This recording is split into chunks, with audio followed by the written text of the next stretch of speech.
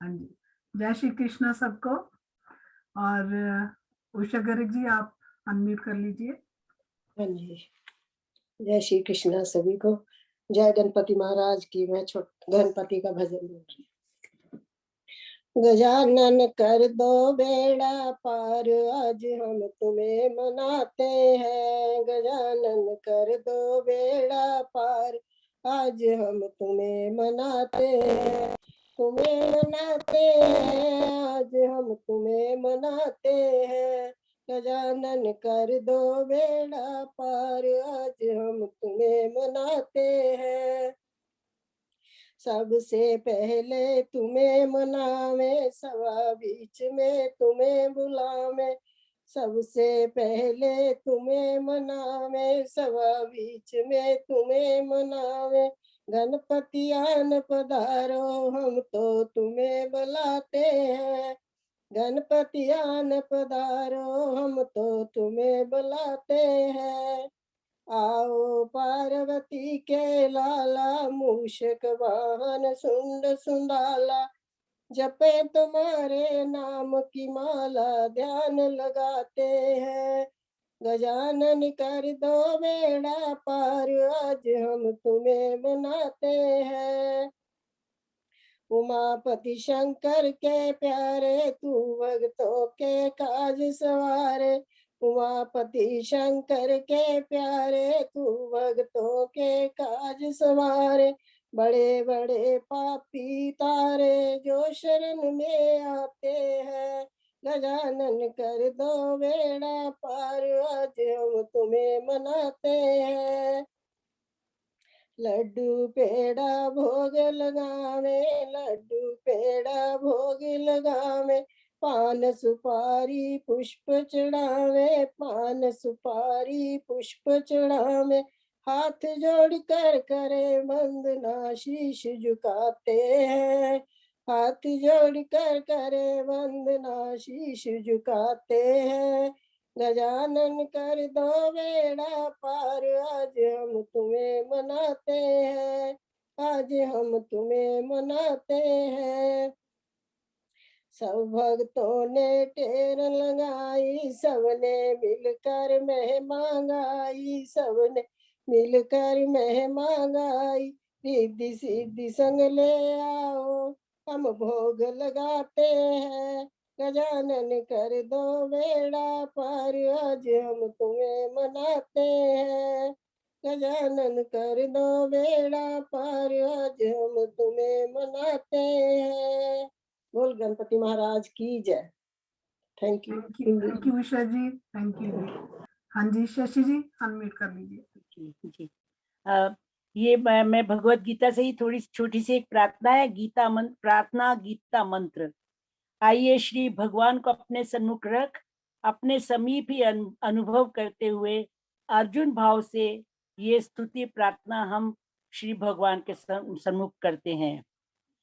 प्रभु आपका कीर्तन करके ही है हर्षित जगत पाए अनुराग भी। असुर भागते डर के दिशाओं में, उचित है करे नमन सिद्ध हम सब तुम्हें। ब्रह्मा के आदि बड़े सबसे हो, नमस्कार क्यों ना करें आपको। सत्या असत्या परे इससे भी, हो सब कुछ प्रभु आप, बस आप ही।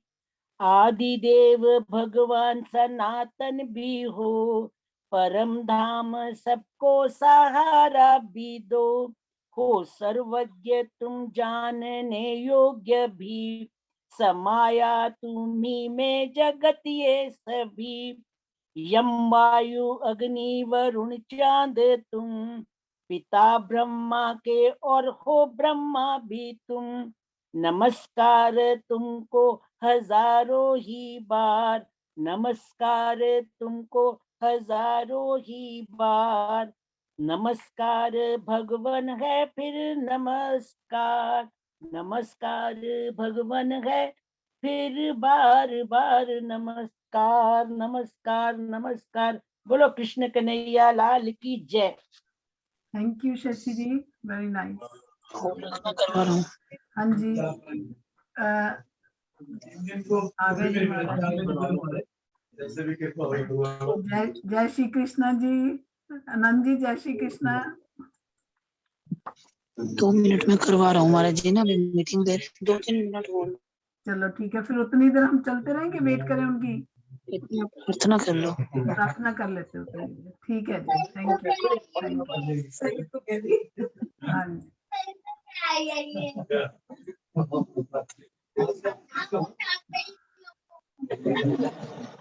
तो जैसे उन आदेश आया है जी कि अभी 2-4 मिनट लगेंगे, उतनी देर में कुछ प्रार्थना कर लें, या इंदिरा जी आप शुरू करना चाहेंगे और फिर रुकना चाहेंगे?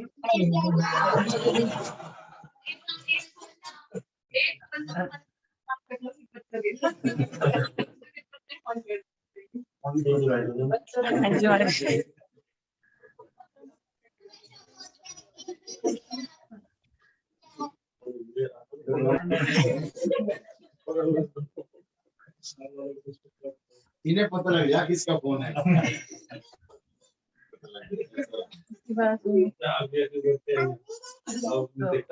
आनंद जी आ रहे हैं फिर महाराज जी? करवा रहा हूँ, हाँ जी, करवा रहा हूँ मैं। करवा दीजिए जी, करवा दीजिए, थैंक यू। ये कह रही है कि मैं तुम्हें फोन करूँ तो उठा लिया करोगे। ये कह रही है।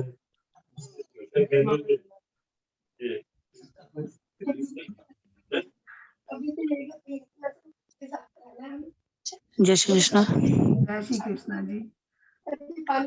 2 मिनट में भैया बस करवा रहा हूँ।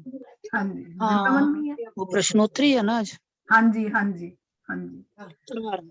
हाँ जी, हमने बस तीन क्वेश्चन रखे हुए हैं आज महाराज जी के लिए। छुट्टियों में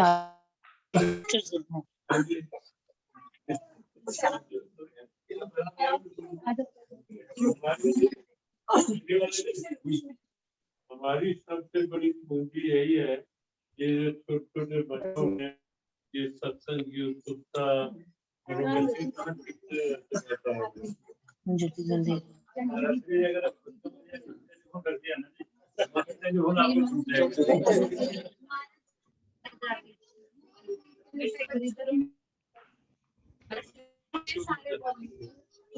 परिवार की भी मेरी मासी मेरी नानी भी है।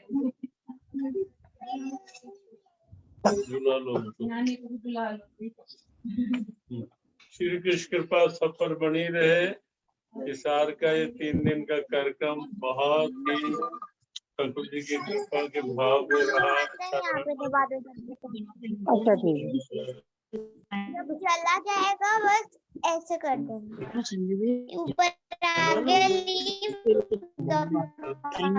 सारा वो बता बड़ी बात एक और दिखी, एक बड़ी बात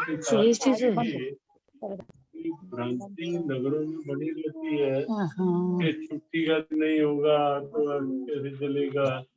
और इस बार तो तीनों दिन ओम मंगल बुध छुट्टियों के बाद के दिन थे, 19, 20, 21 छुट्टी थी। 3 छुट्टियों के बाद तो लोग लेकिन छुट्टी नहीं थी। और दूसरा कि शाम के टाइम दुकानों का टाइम, ड्यूटी का टाइम होता है, लेकिन टाइम भी वही था। लेकिन तो भी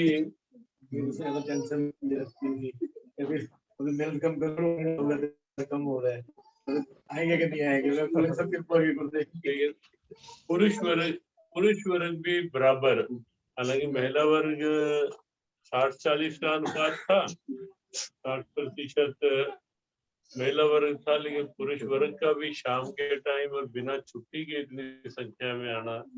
सब महिलाओं ने भी 14 सेक्टर पूरे में डोर जाके कंपनी काट दिया। आनंद जी अभी 5-10 मिनट लगेंगे उनको। पूरा लेडीज ही लगे रहिए। अरे महाराज जी मैंने भी कुछ कार्ड बांटे थे।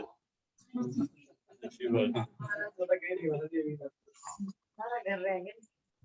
कोई नहीं, सारे आपके प्रधान परिवार को भी ये मानना चाहिए कि सब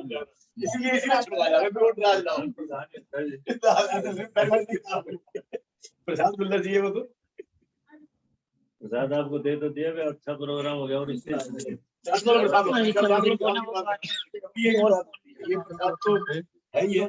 प्रश्नोत्तरी है ना, डिबेट। हाँ मैं वही कह रही हूँ।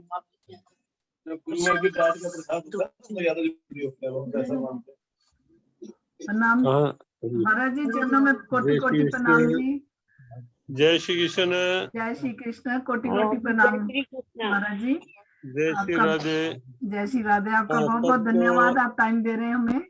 सबका मैनचेस्टर वासियों के लिए शुभकामना। आप गीता चिंतन में काफी लंबे समय से लगे हुए हैं और ये चिंतन, ये भाव इसी तरह बना रहे। कौन सा अध्याय आज है आपका? हमारा 10वां अध्याय महाराज जी, उसमें 3 क्वेश्चन है आपके लिए। थोड़ा हाँ, बस जल्दी से कर लो बस। हाँ काम जी, थोड़ा जल्दी से बस महाराज जी। जो 20वां श्लोक है उसका थोड़ा विस्तार ज्यादा कर दीजिए हमें। 10वें अध्याय का 20वां श्लोक। अहम आत्मा गुड़ा के सर्वभूताश्य स्थिता अहम आदिश्य भूतानाम अंतेव च। भगवान कहते हैं मैं सब प्राणियों में सबकी चेतना बन के निवास करता हूँ। जो हमारे अंदर कॉन्शियसनेस है वो कॉन्शियसनेस ही ईश्वर है हमारे अंदर। जो अगर ये ईश्वर कहाँ है हमारे अंदर है, हमारी चेतना है वो, हमारी कॉन्शियसनेस है वो हमारी आंखों में जो रोशनी है वो वही ईश्वर है। हमारी वाणी का जो शब्द है वो वही ईश्वर है। हमें ये मान के चलना चाहिए। हमारे श्वासों की जो गति है वही ईश्वर है। तो चेतना के रूप में सबके अंदर प्रभु निवास कर रहे हैं। और दूसरी बात है, आदि भी वही, मध्य भी वही, अंत भी वही। जब सृष्टि नहीं थी तब कौन था? केवल परमात्मा। जब सृष्टि नहीं रहेगी तो कौन रहेगा? केवल परमात्मा। अब सृष्टि है तो किसके सहारे से है? उसी परमात्मा के आश्रय से। इसलिए आदि भी वही, अंत भी वही और मध्य भी वही। हाँ, और अगला प्रश्न बताओ। 22 महाराज जी, उसकी जो लास्ट 2 लाइंस हैं, मन उनमें जितनी भी है इंद्रियां सभी प्राणियों की हूँ मैं चेतना। हाँ, चेतना तो बता दिया। इंद्रियों में कहा मनश्च अस्मि, मन में। मन जो है, मन है साथ तो इंद्रियां अपना अपना व्यवहार करती हैं। देखो, कान तभी सुन पाएंगे मन साथ है तो। मन मान लो आप यहाँ बैठे हैं, हम बोल रहे हैं, आपका मन कहीं और चला गया, अनमाइंडेड हो गए, एब्सेंट माइंडेड हो गए, तो आप देखोगे कि यहाँ बैठे हुए भी आप बात सुन भी नहीं पाओगे। या आंख भी होती है, कोई आगे से निकल गया, अगर आपका ध्यान वहां नहीं था, कोई पूछे कि अभी ये निकला आगे से, आप कहेंगे नहीं मेरा ध्यान नहीं था। तो मन, इंद्रियों को कंट्रोल मन ही करता है। इंद्रियां मन के साथ ही अपने अपने कार्य में लगती हैं। तो इसलिए भगवान कहते हैं इंद्रियों में मन जो है वो मेरा ही रूप है। और अगला एक लास्ट क्वेश्चन 36 महाराज जी। हाँ जी, नंबर 36।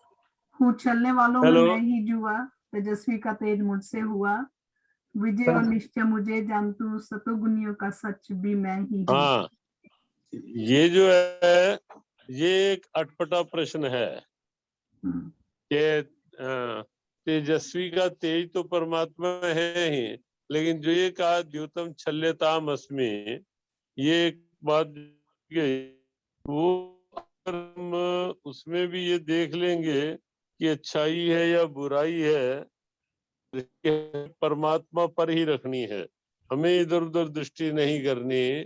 तो जब परमात्मा पर दृष्टि होगी तो बुराई भी कहीं, बुराई का अंत तभी होगा। नहीं तो अगर परमात्मा से दृष्टि हट जाएगी तो बुराई का अंत हो नहीं सकता। जैसे हमारे से कई लोग पूछते हैं कि मान लो है तो किसी का खाना पीना शुद्ध नहीं है तो वो कैसे करेगा? वहां भी निश्चित है तो ऐसी कोई चीज करने का, खाने का, पीने का की ओर ध्यान ही नहीं जाएगा। तो इस दृष्टि से प्रभु कहते हैं कि दृष्टि उन पर रहेगी तो ये बुराइयां अपने आप जीवन से तो अभी आज 10वां अध्याय पूर्ण हो रहा है या? हाँ जी, 10वां अध्याय पूरा हो गया था पिछले हफ्ते। आज उसकी समरी होगी, इंदिरा जी करेंगे समरी उसकी, और आपसे क्वेश्चन आंसर हो गए। तो और फिर नेक्स्ट टाइम फिर देखेंगे। हाँ जी, नहीं तो मेरा ख्याल सुरेश जी के पास एक क्वेश्चन है आपको पूछने का। शुभकामना। महाराज जी, सुरेश जी ने आज मेरा ख्याल पूछना चाहते हैं आपसे। सुरेश जी, सुरेश जी अनम्यूट कर लीजिए जी। प्लीज, अनम्यूट करिए। सुरेश जी अनम्यूट करिए। उन्होंने बोल रहे हैं लेकिन म्यूट किया हुआ है। आप पूछ लीजिए ना उनका, अदिति के पुत्रों में मैं विष्णु हूँ, कि उन्होंने ये पूछा था। सब विभूतियां बताई हैं भगवान ने, और वो कहते हैं कि मैं विष्णु हूँ।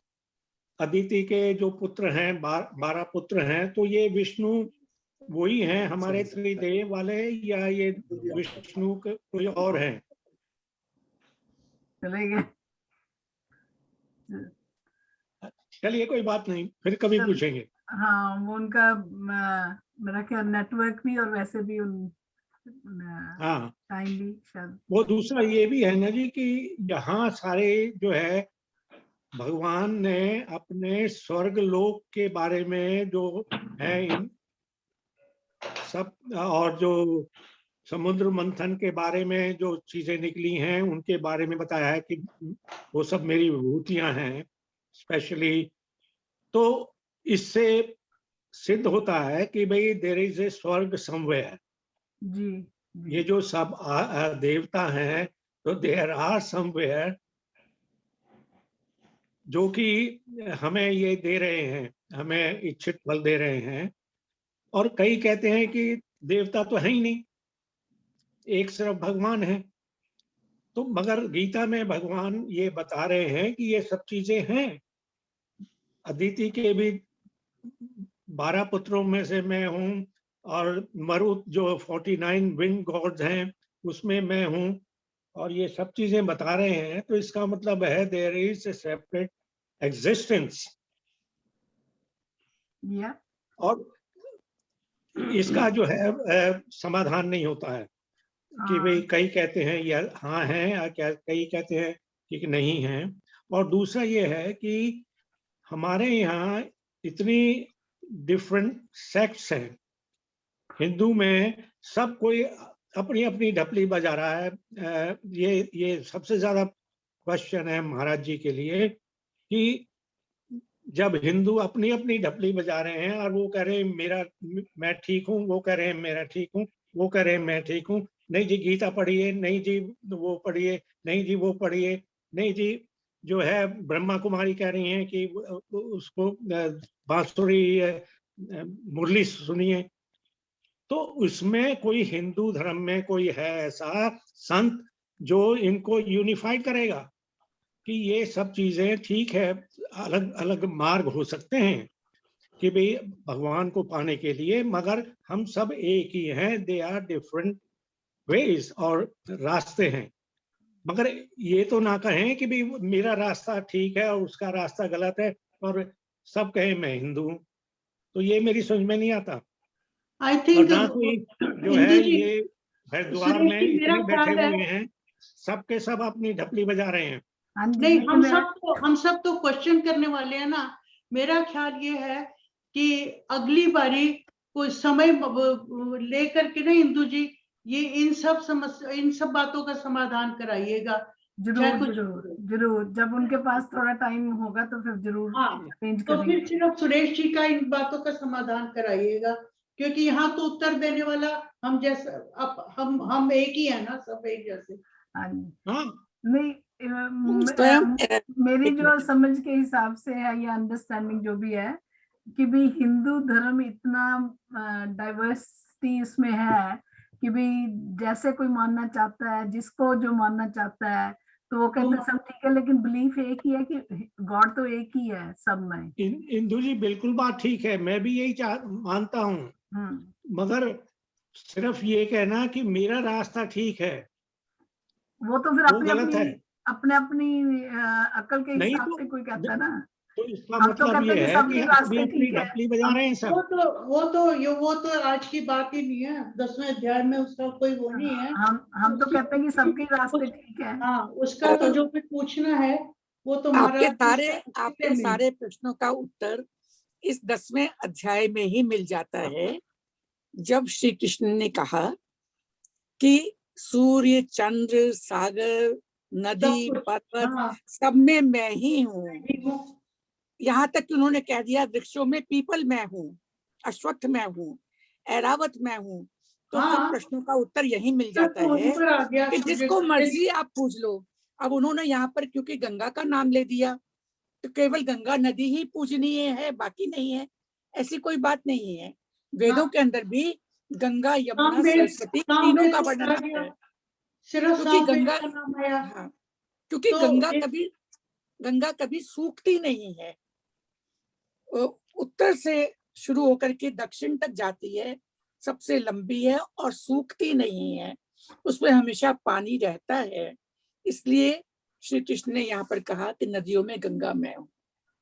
सागर की गहराई क्योंकि नापी नहीं जा सकती, इसलिए उन्होंने कहा सागर में मैं हूँ। मंजी वही विशेषता जो कि पिछली बारी उन्होंने कहा था महाराज जी ने, विशेषता विभूति, उस मतलब विशेष है उसका नाम। मैं तो जो आप ये कह रहे हैं, नहीं जो आप जो बात कह रहे हैं कि अलग अलग मार्ग, ये तो सोचने वालों के ऊपर डिपेंड करता है।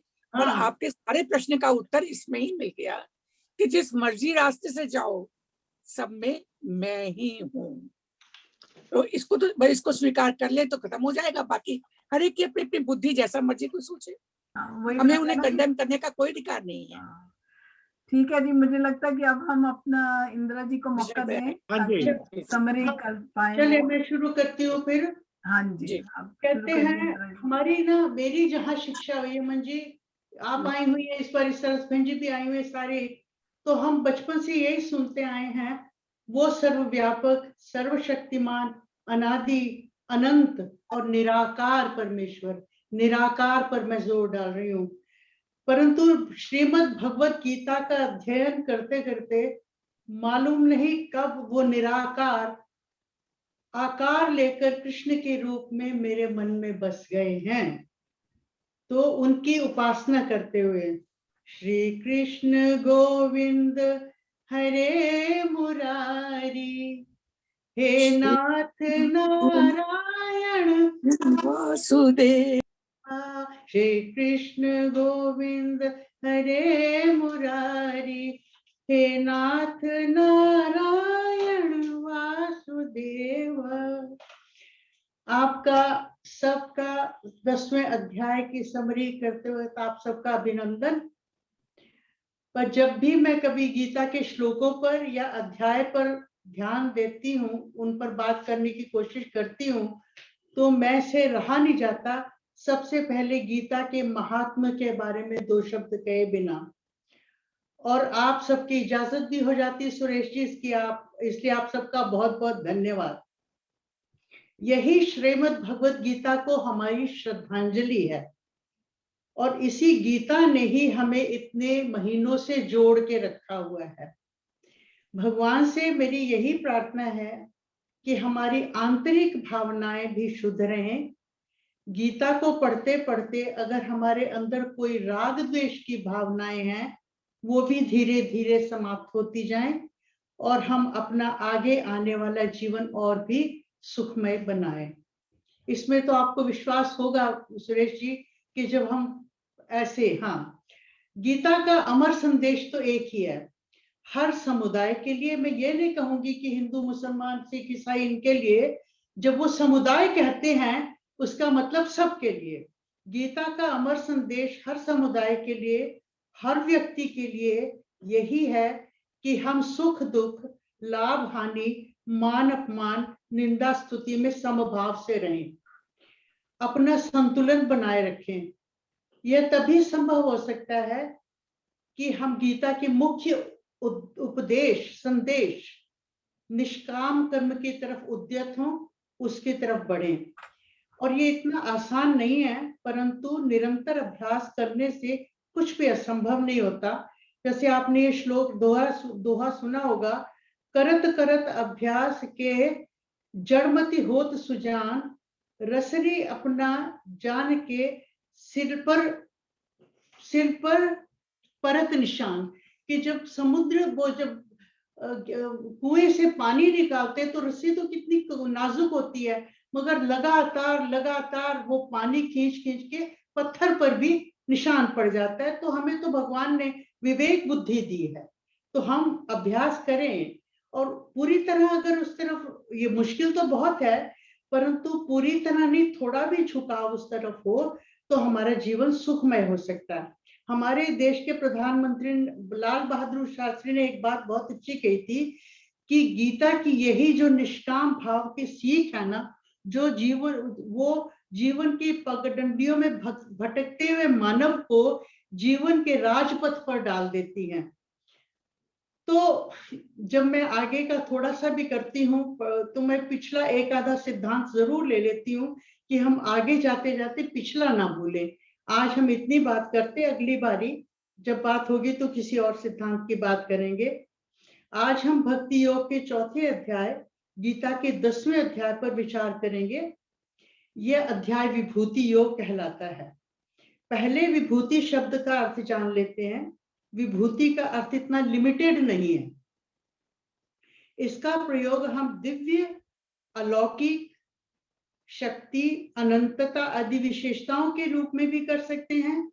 अगर इसको और भी स्पष्ट करना हो तो संस्कृत में 2 शब्द होते हैं, भूति और विभूति। भूति का अर्थ होता है होना, वी प्रीफिक्स या उपसर्ग लगाने से वो विशेष रूप से होना हो जाता है। तो ईश्वर की भूति यानी सत्ता कण कण में है, यही उनकी विशेषता है, यही उसकी विशेषता है। वही दिखता होता है, ये जितना भी संसार दिखता है ये भौतिक स्थूल संसार है। प्रत्यक्ष दिखने के कारण इसे ही हम इसको विश्व का मूल कारण समझ लेते हैं, परंतु यही तो भगवान की विभूति है, यही उसकी योग माया है। इससे पहले अध्याय में हमने राजविद्या के बारे में पढ़ा था, जो सब विद्याओं की राजा है, सर्वोत्तम है। इस विद्या का रहस्य यही है कि जो हमें प्रत्यक्ष दिखता है वह ब्रह्म ही है, ब्रह्म का ही रूप है। जैसे एक सुंदर व्यक्ति का सौंदर्य दिखता है, परंतु हम अगर कुछ मीठा खाते हैं, उसकी मिठास का अनुभव करते हैं, परंतु मिठास को देख नहीं सकते, उसका केवल अनुभव कर सकते हैं। गीता का यही कहना है, जो हमें प्रत्यक्ष दिखता है वो भौतिक जगत है, वह तो ब्रह्म का ओढ़ा हुआ पर्दा है। वह हमें दिखता है, परंतु ब्रह्म जो सब जगह व्याप्त है उसको हम देखकर भी नहीं देख सकते, उसका हम अनुभव कर सकते हैं। वही सारे लोकों का महेश्वर है, उसके प्रति ही हमें समर्पण करना है। कहने का मतलब यह है कि जो दिख रहा है वह उस ब्रह्म की विभूति है, उसी का वर्णन अब 10वें अध्याय में होगा, इसलिए इस अध्याय का नाम विभूति योग रखा गया है। 10वें अध्याय की हाइलाइट्स ये हैं, भगवान की अंतर्यामिता के बारे में बताया जाएगा, भक्ति योग तथा ज्ञान योग का थोड़ा बताया जाएगा, और अर्जुन की विभूतियों को जानने की जिज्ञासा के बारे में और भगवान की विभूतियां। सबसे पहले आता है भगवान की अंतर्यामिता। पहले 7 श्लोकों में भगवान की अंतर्यामिता का वर्णन है। अर्जुन तो जिज्ञासु थे ही, आपको मालूम है। इससे पहले कि वो और कोई प्रश्न डाल दें, भगवान स्वयं ही अर्जुन से कहते हैं, अर्जुन तू मेरे प्रिय वचनों को एक बार सुन, मैं यह तेरे हित के लिए बता रहा हूं, क्योंकि तू मेरा प्रिय है और तुझे मेरी बातों में आनंद आ रहा है। और वो कहते हैं मेरी उत्पत्ति को, अब वो उसको बता रहे हैं, वो कहते हैं कि मेरी उत्पत्ति को देवता और महर्षि भी नहीं जानते, वह सब मुझसे ही हैं, मैं ही उनका सबका आदि कारण हूं।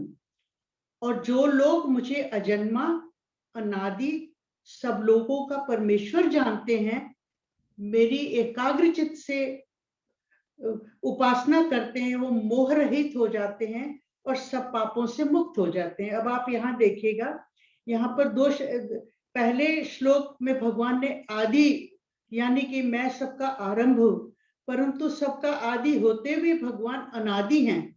इसका अर्थ यह है कि वो सबका आदि है, परंतु उनका आदि कोई नहीं है। अनादि का अर्थ है अज यानी अजन्मा। अगर वह सबका आदि है, स्वयं अनादि है, तो उनका जन्म है ही नहीं, उनका जन्म नहीं हुआ, वह जन्मा है। वो सब लोगों के महेश्वर हैं, यही उनकी माया है। वो सब लोगों के महेश्वर तो हैं। और लोग जो स्थूल भौतिक पदार्थ हैं, ये व्यक्त हैं। ये जितने भी स्थूल पदार्थ हैं, ये भौतिक पदार्थ है, व्यक्त हैं, दिख रहे हैं। उनका ही नहीं, परंतु मानस भावों का, मानस तत्वों का, व्यक्ति के सूक्ष्म भाव, उनका भी वो महेश्वर हैं, जो कि दिखते नहीं है। वो सूक्ष्म भाव हैं, बुद्धि, ज्ञान, भ्रम से मुक्ति, क्षमा, सत्य, आत्म संयम, मन, इंद्रियों पर नियंत्रण, सुख दुख, भाव अभाव, भय, निर्भयता, अहिंसा, समता, संतुष्टि, तपस्या, यश, अपयश, ये सब प्राणियों के अलग अलग गुण होते हैं। उनका भी महेश्वर वही है। वो कहते हैं ये भी सब मुझसे ही उत्पन्न होते हैं। सातों महर्षि और चारों मनु भी मेरी ही प्रकृति हैं। ये मेरे ही मानस भाव हैं। उन्हीं से संसार के सारे प्राणी उत्पन्न हुए हैं। इसका भाव यही है कि संसार में जो कुछ भी है, उसका उद्गम भगवान से ही है। बुद्धि आदि ये जितने भी सूक्ष्म तत्व का अभिप्राय है जो दिखता नहीं है, और महर्षि मनु आदि स्थूल मानव सब भगवान से ही उत्पन्न हुए हैं। ये सूक्ष्म और स्थूल सब भगवान की ही विभूतियां हैं। फिर कहते हैं कि मेरी इस विभूति को और योग शक्ति को सही रूप से जो जान लेता है, वह निस्संदेह उस अविचल योग के द्वारा मुझसे ही जुड़ जाता है। अब आगे के, माफ कीजिए, मैं घर में नहीं हूं, बाहर हूं, ठंड हो गई है यहाँ पर, तो थोड़ा अनकंफर्टेबल हो रहा है। अब 8वें श्लोक से लेकर के 11 श्लोक तक भक्ति और ज्ञान योग के बारे में है। अगले 4 श्लोकों में भक्ति योग और ज्ञान योग की बात कही है। भगवान कहते हैं कि मैं सभी वस्तुओं का उत्पत्ति स्थान हूं, मुझसे ही सारी सृष्टि चलती है। जो ज्ञानी लोग मुझ में चित्त लगा करके अपने प्राणों का अर्पण करके नित्य मुझे ही भजते हैं, उनका जीवन आनंदमय हो जाता है।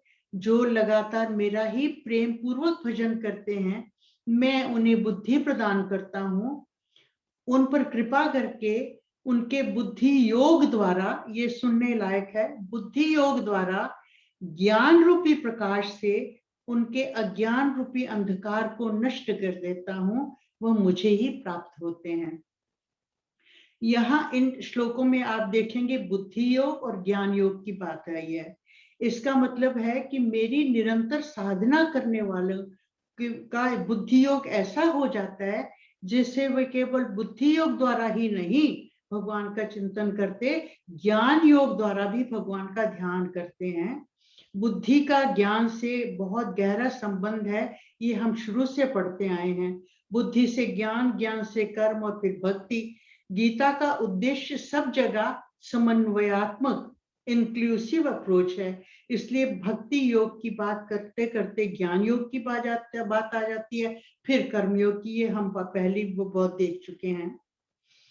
उसके बाद अर्जुन की इच्छा हुई, उन भगवान की विभूतियों के जानने के बारे में उनकी इच्छा हुई। अब 12 से लेके 18 तक के श्लोक में उसी का ही वर्णन आएगा।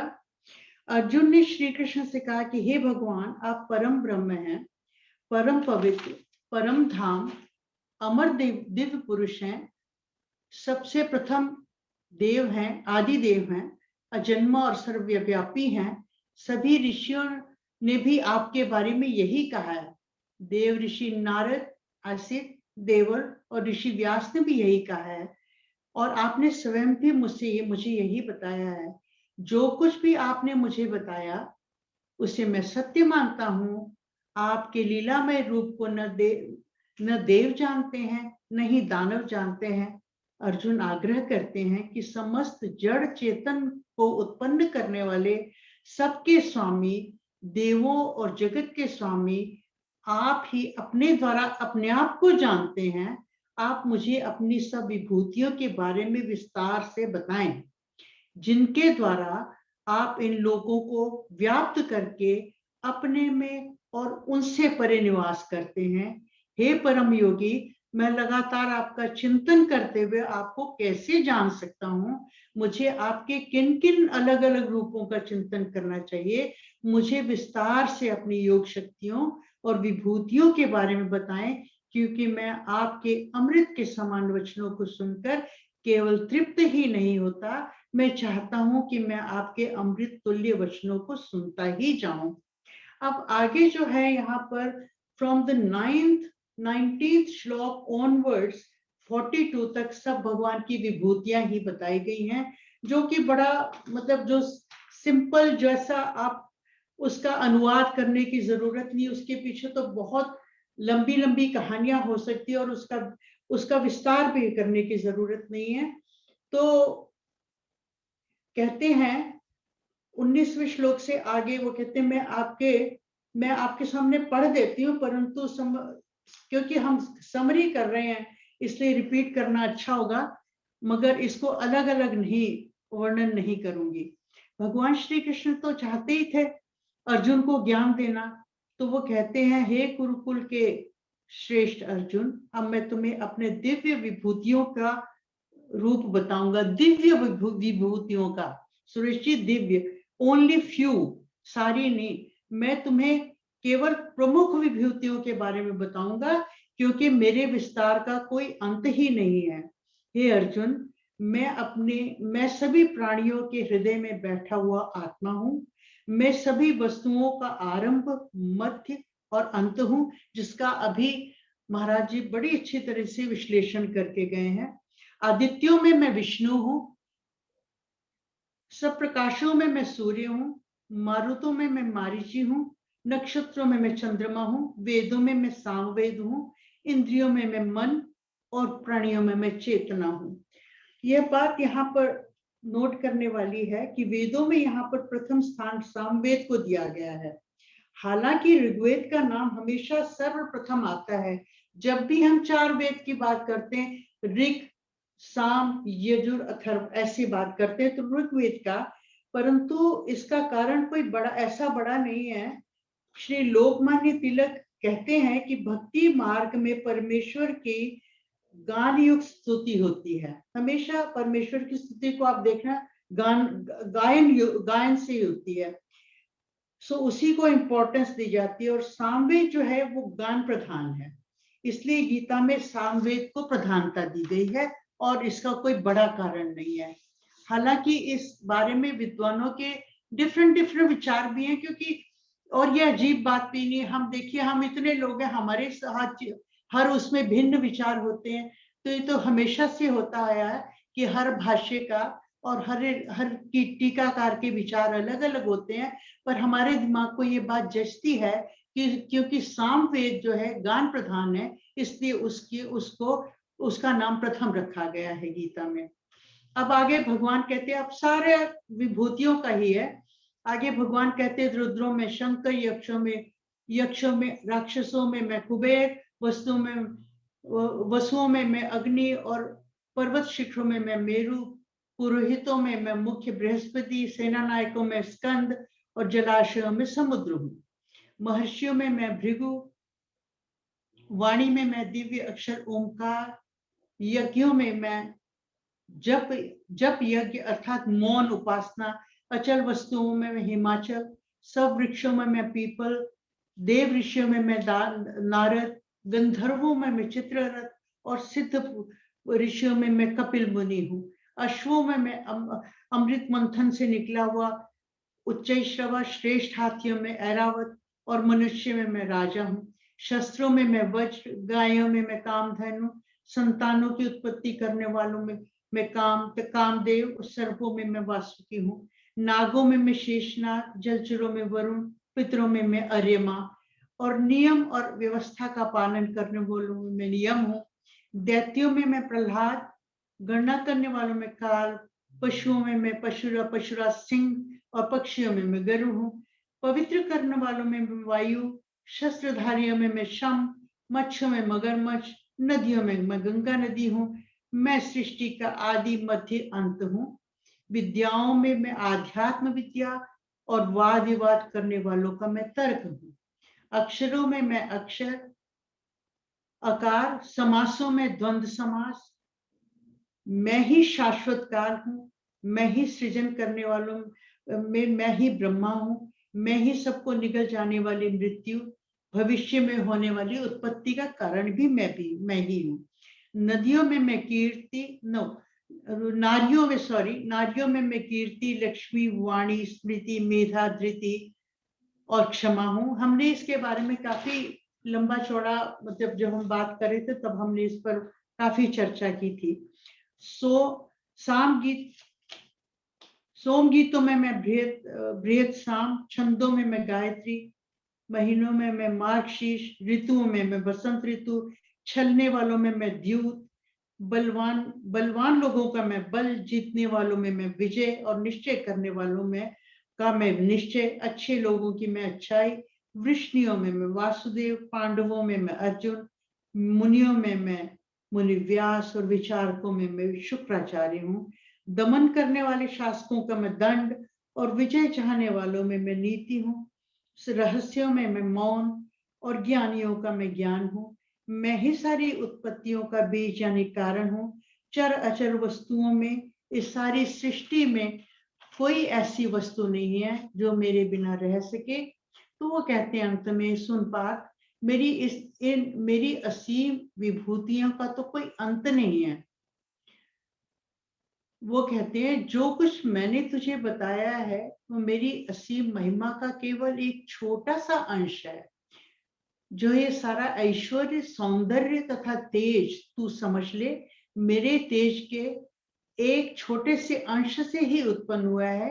अंत में भगवान कहते हैं, पार्थ, तुझे इस बड़े विस्तार को जानकर क्या करना है?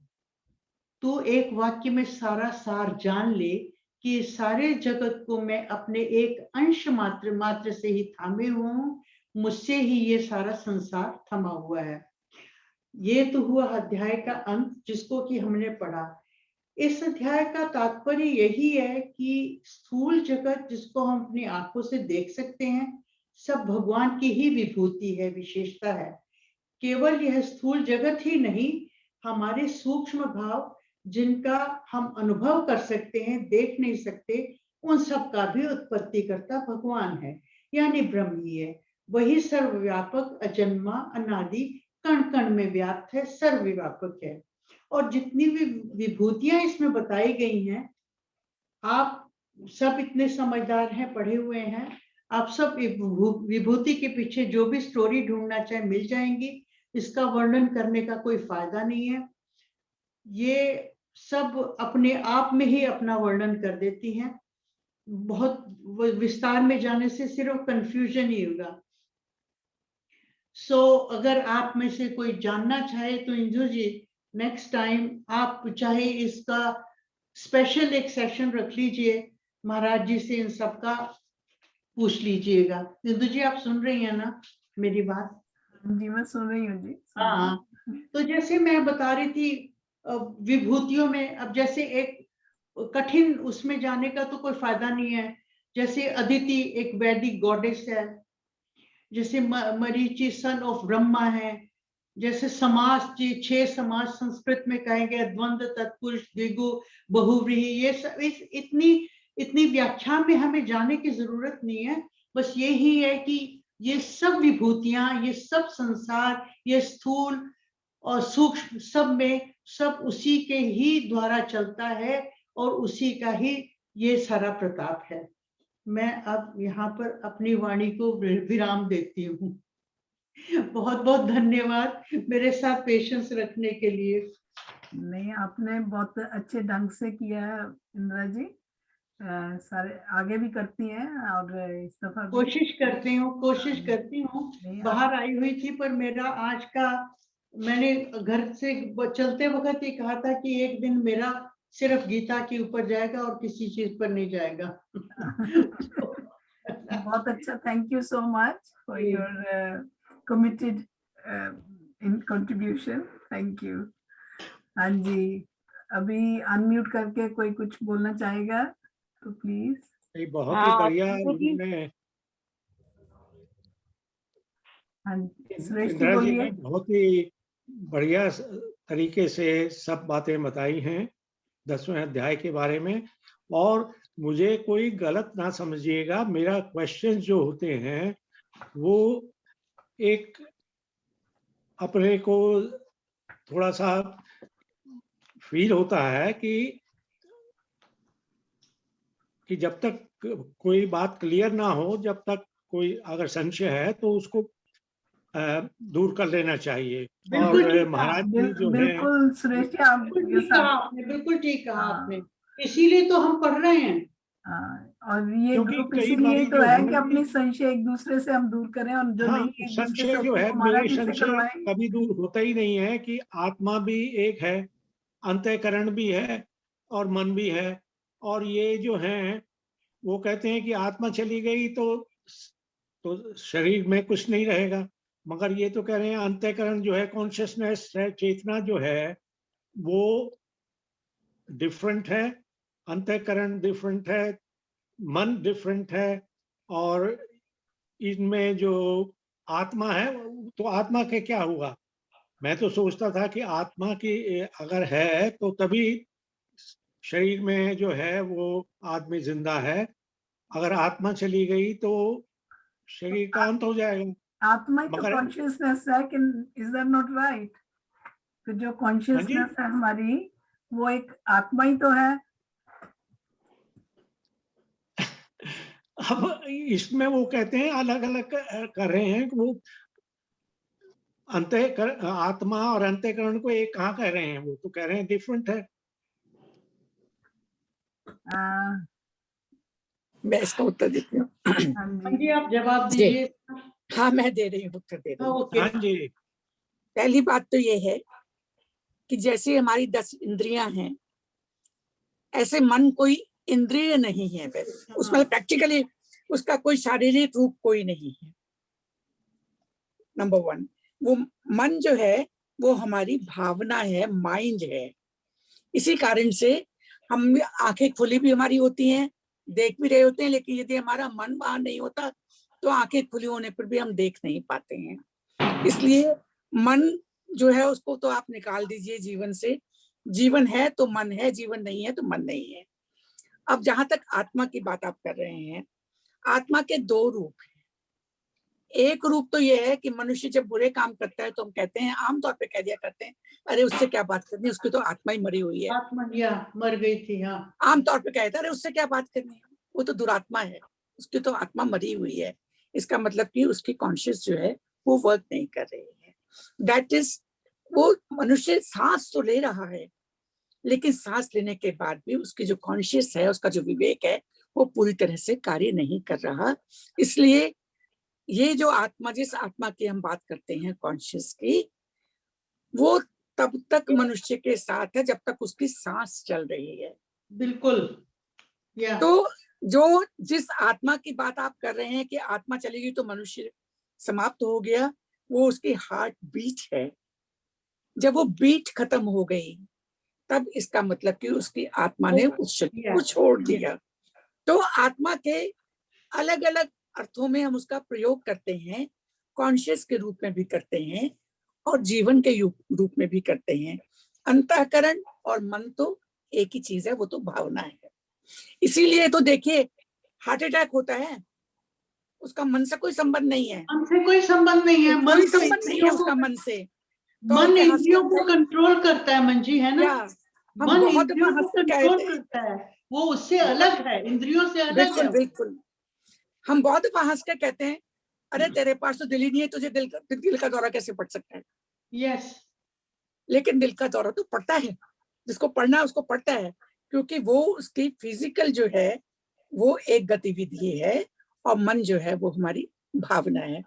तो इसलिए सुरेश जी, आत्मा, मन, अंतःकरण, विवेक ये भावनात्मक रूप से भी हैं, और आत्मा निकल गई इसका मतलब कि हमारी सांसें खत्म हो गई, बंद हो गई। आत्मा मर गई इसका मतलब हमारी कॉन्शियस मर गई। तो इन सब के जो अर्थ हैं वो इनको आप यदि आपस में सिर्फ शब्दों के कारण से ना जोड़ें, इनके अर्थ बिल्कुल अलग अलग हो जाते हैं। इनके अलग अलग अर्थ हैं। Manju ji, thank you. अभी उषा जी ने हाथ खड़ा किया हुआ है जी। Usha ji. Thank you, well done Indira ji, आपने बहुत अच्छी तरह एक्सप्लेन किया। अभी मेरा सवाल है कि मुझे ये समझ नहीं आया, समासों में मैं हूँ द्वंद्व समास, तो समासों का मतलब क्या है? मैं बताती हूँ आपको। मैंने खास क्योंकि समास जो है ये 6 समास होते हैं, ये संस्कृत का है। ये द्वंद्व समास, तत्पुरुष समास, द्विगु समास, व्रीहि समास, बहुव्रीहि समास, कर्मधारय अव्ययी, 6 समास। समास का सरल अर्थों में अगर अर्थ निकालना है ना, किसी भी शब्द को छोटा करना, संक्षिप्त करना, समास 2 शब्दों के मेल को कहते हैं। जैसे द्वंद्व समास है ना, उसमें हम कहेंगे धर्मार्थ, धर्म और अर्थ है। इसी तरह से जैसे बहुव्रीहि समास है, उसमें कहेंगे पतझड़। उसमें क्या है, मतलब वो इनकी सबकी जो इनका स्वरूप जो है ना वो अलग अलग है। तो समास जो है 2 शब्दों को किसी भी चीज को विश्लेषण करने के लिए, किसी शब्द को संक्षिप्त करना हो ना, जैसे चरण कमल कह देते हैं, जैसे पंचवटी कह दिया, जैसे मृगलोचन कह दिया, जैसे कनकलता कह दिया, जैसे अव्यय समास रातों रात कह दिया, आमरण कह दिया। आमरण का मतलब हो गया मरने तक। 2 शब्द है ना, आमरण कह दिया तो 1 हो गया। ऐसे तो 2 शब्दों का को जोड़ने के लिए, उसको संक्षिप्त करने के लिए जो होता है उसको समास बोलते हैं। Very nice Indira ji, thank you. Thank you very much. ये नई चीज पता चल गई। उषा जी ठीक है अभी? हाँ, अभी अच्छी तरह से समझ में आ गया। Thank you. Anything else? No, आज बहुत अच्छा एक्सप्लेन किया। मनोरमा जी, आप कुछ बोलना चाहेंगी? हाँ जी, मैं इंदिरा जी को बहुत बहुत धन्यवाद देना चाहूंगी। मैं सुन रही थी तो जो सुनने में ऐसा लगा जैसे कि ईश्वर ने ही प्रेरणा दी और ईश्वर ही बता रहा है। तो हम जो सबको, आप सब लोगों को देखते हैं तो ईश्वर का वास तो सभी में है। तो ऐसा अनुभव हुआ जैसे कि ईश्वर ही ये सब वक्ता जो है ना, जो कहलवा रहे हैं, वो इंदिरा जी से ही कहलवा रहे हैं। तो फिर कोई हमें संशय नहीं रहता है कि भाई अब हमें तो, क्योंकि सारा वृतांत जो है ना वो उन्हीं का वो है, लेकिन उसको जो व्यक्त किया है वो आपने बहुत अच्छी तरह से। तो मुझे बिल्कुल ऐसा लगा जैसे कि ईश्वर ही ये वाणी से बोल रहे हैं, क्यों सब में आपकी वाणी ईश्वर का में भी वास ईश्वर का निवास है, सबकी वाणी में, आपकी वाणी में भी ईश्वर का वही निवास सबकी है। वाणी में। लेकिन जो आज आपने सब कुछ बताया बहुत अच्छा लगा। बहुत बहुत धन्यवाद थैंक यू जी, थैंक यू मनोरमा जी। नहीं, हम तो धन्यवाद है कि आप सब लोगों से जुड़े हैं और इतने अच्छे जो है ना ये मुझे विचार और ये प्रवचन सुनने को मिलते हैं। तो आप सब लोगों का बहुत धन्यवाद। हाँ, नहीं, बहुत कुछ सीखने को मिलता है और क्लैरिफाई हो जाती हैं चीजें। Anybody else?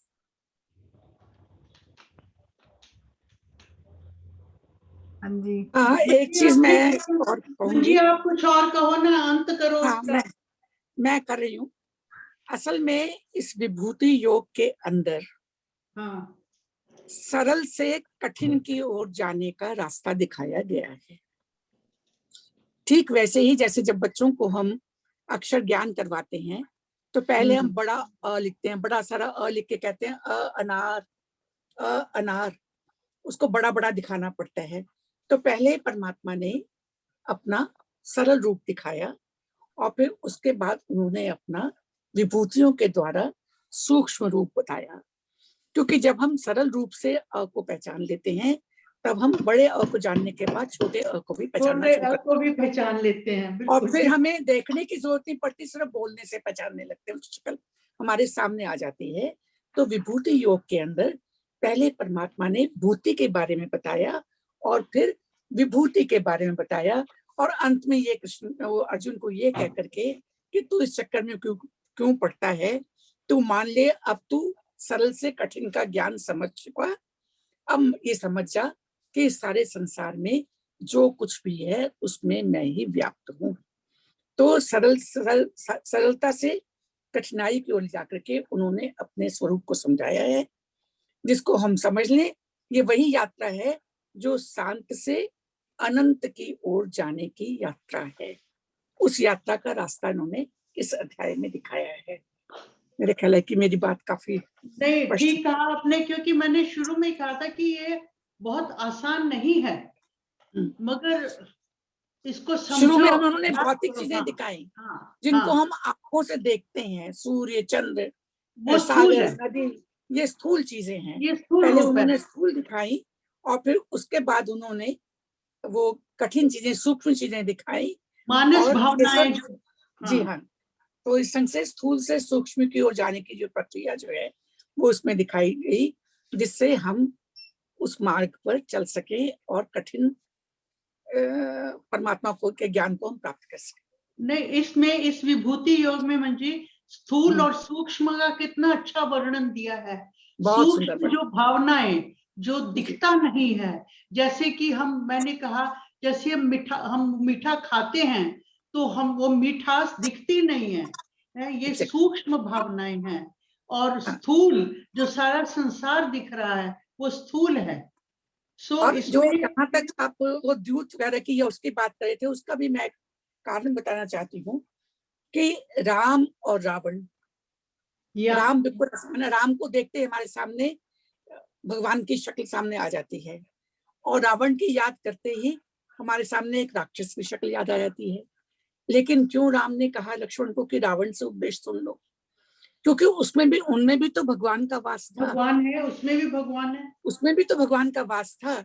तो वहां पर ये तो फिर होने वाला वर्ष जी नहीं, मेरा ख्याल वो अपना कुछ से उन्होंने म्यूट कर लिया, आप कैरी ऑन करिए। तो सज्जन और दुर्जन दोनों को जानना भी तो हमारा कर्तव्य है। यदि हमें गाय को जानना है तो फिर हमें व्याघ्र को भी जानना है। जब वीरता की बात होगी तो वहां पर गाय की बात नहीं होगी, वहां पर सिंह की बात होगी। तभी हम कहते हैं नृसिंह या केसरी। तो परमात्मा ने इसीलिए तक्षक का भी नाम लिया। साधारण सांप नहीं है, वो सर्पराज है, उसमें भी भगवान विद्यमान है, उनकी शक्ति है उसके अंदर। तो दुर्जन और सज्जन दोनों को जानना और उनके गुणों को ग्रहण करना, उनसे भी हमें गुणों को ग्रहण करना है। ये संदेश भी इस अध्याय में दिया गया। और उनमें भी भगवान का निवास है, उनमें भी भगवान का निवास है, इसी कारण तो उनसे हमने सद्गुण लेने हैं। बहुत ठीक है जी मंजू जी, बिल्कुल आप सही कह रही हैं। Thank you so much. हाँ जी, आज की फिर मीटिंग करें जी, करिए। समाप्तम भवति। इंद्रा तुमने अभी जाने से पहले अगले वीक हम शुरू करेंगे 11वां अध्याय, उसके 55 वर्सेस हैं, अभी देख रही थी। तो either we can do it over 4 weeks or we can do it over 3 weeks. अगर 3 वीक्स में करेंगे तो हमें 18 वर्सेस लेने पड़ेंगे एक टाइम पे, तो ज्यादा हो जाएंगे जी, है ना? हाँ, अगर 14 करेंगे तो फिर हम 4 वीक्स में कर सकते हैं। चलो 4 वीक्स में कर लो, फिर 4 वीक में ही कीजिए जी। ठीक है, इसीलिए आप सबका मैंने कहा जैसे सजेशन जो आती है वो कर लेते हैं। तो ये तो इंदु जी ऐसी बात है, आप घर में बैठ के गणित करेंगे, सजेशन की जरूरत नहीं, जो लिखेंगे सब मान मारे। 2 श्लोक कम पढ़े या 2 श्लोक ज्यादा पढ़े, कोई फर्क नहीं पड़ता, कोई फर्क नहीं पड़ता। जल्दी बता दीजिएगा जी। हाँ जी, सुरेश जी आप करेंगे नेक्स्ट वीक आपका। राधे राधे सबको। राधे राधे जी। तो और बीच वाले श्लोक कहाँ? हाँ जी, स्टार्ट में मंजू जी कर लेंगे और फिर आप। हाँ जी, बीच में ठीक है। ठीक है जी, मंजू जी ठीक है आपके लिए? ठीक है जी, ठीक है। 11वें जैसा अध्याय के आप आगे- पहले 14 श्लोक आप कर लीजिए और फिर नेक्स्ट 14 श्लोक। हाँ जी। नहीं सॉरी तो हम तो एक वीक में कर लेंगे पूरे। हाँ जी। मेरे को बड़ी खुशी हो रही थी, मैंने कहा ये तो बड़ी जल्दी हमारा गीता अध्ययन 5 हो और 4, जाएगा। 5 और 4। हाँ ऐसे कर लेते हैं, नहीं तो अगर 6 करने हैं तो 18 हो जाएंगे, 3 वीक्स में हो जाएंगे अगर 6 श्लोक। हाँ 6 भी किया जा सकता है। वैसे एक बात है इंदु जी, अब हम इतना ज्यादा इसका अभ्यास हो चुका है। हाँ। और अब वही चीजें जो है ना, वही चीजें डिफरेंट